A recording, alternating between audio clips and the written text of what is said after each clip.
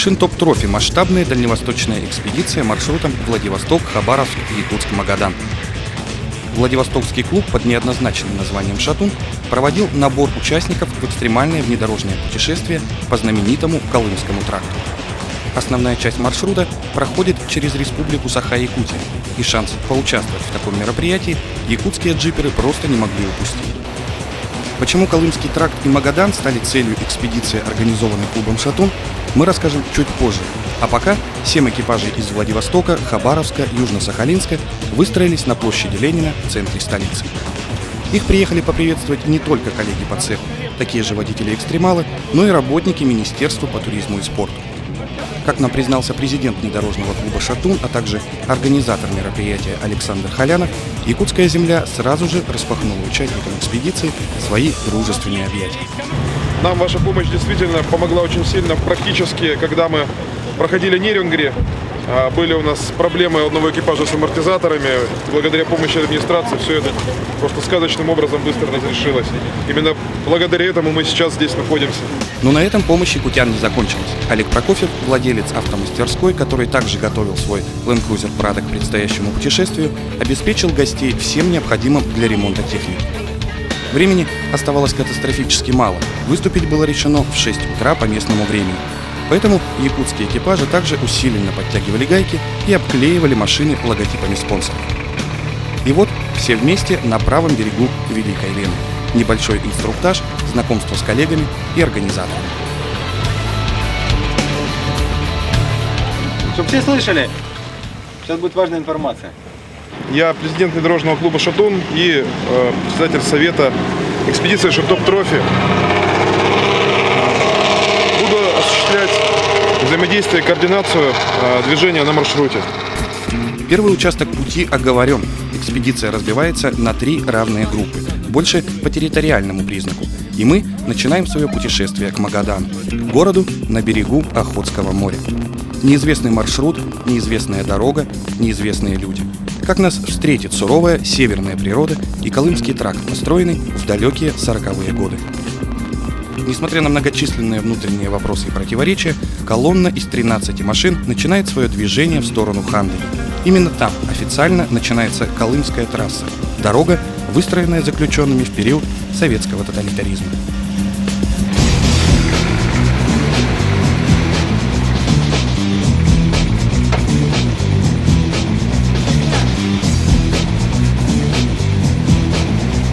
Огромные бортовые номера, яркие наклейки спонсоров и гордо развивающиеся флаги почти везде давали экспедиции зеленый свет. Что же касается техники, то здесь она была представлена во всей своей красе. Большей частью это, конечно же, представители гигантов мирового автомобилестроения – Nissan и Toyota. Если касаться марки автомобиля, то лидером по количеству участвующих в Шинтоп-трофи стал Nissan Safari 60 и 61 модели. Их было 5 единиц. Дальше Land Cruiser 70-х и 80-х моделей. Ну и, конечно, не обошлось без участников, представляющих отечественную автоиндустрию. Это УАЗ, на котором путешествовали леди за рулем, ГАЗ-69 с нашей съемочной группой. Кстати сказать, многие вначале очень скептически относились к одному из старейших советских внедорожников. И Нива на УАЗовской резине и с коробкой автомат. Именно в пути нам предстояло выяснить, какая же марка автомобиля наиболее приспособлена для таких дальних и достаточно сложных путешествий. Хотя команда из Находки на Nissan Datsun еще до начала трофи-рейда показала, что их транспортное средство не только проходимо, но и развивает немалую крейсерскую скорость. Опаздывая на официальный старт в Якутске, находкинцы умудрились пройти расстояние в 3300 километров всего за 58 часов.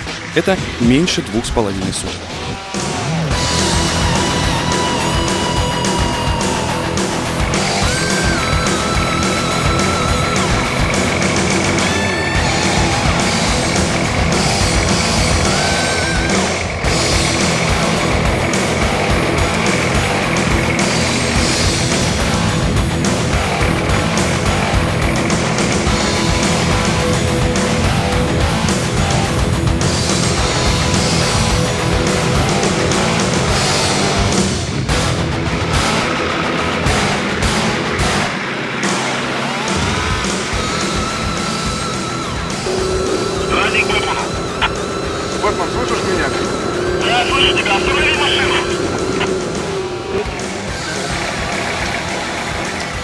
вот и первая поломка.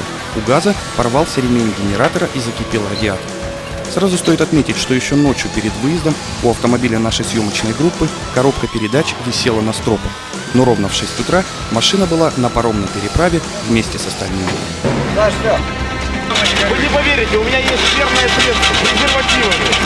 Надеть его сюда, проткнуть, давление, он надувается? Конечно, он будет надуваться и сдуваться, надуваться и сдуваться. Поэтому давайте сделаем так. На следующий день во всех газетах будет.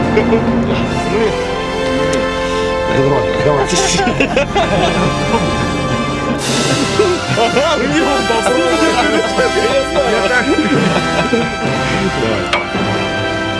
Заводи глаза на воду. Заводи. Надо оставить воздух. Заводи.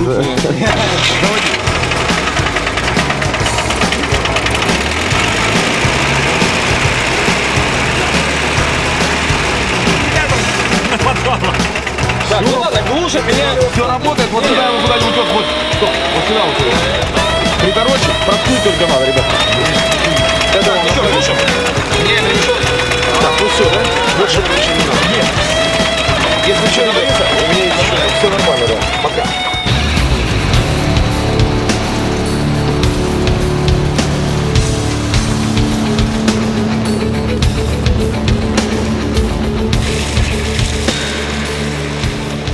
И вот первый привал – берег реки Алдан.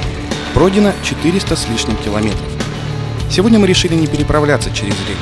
Уже темнело, да и организм просил срочно чего-нибудь в него забросить съестного. Снимите меня отсюда! Я отдам вам вашу колбасу!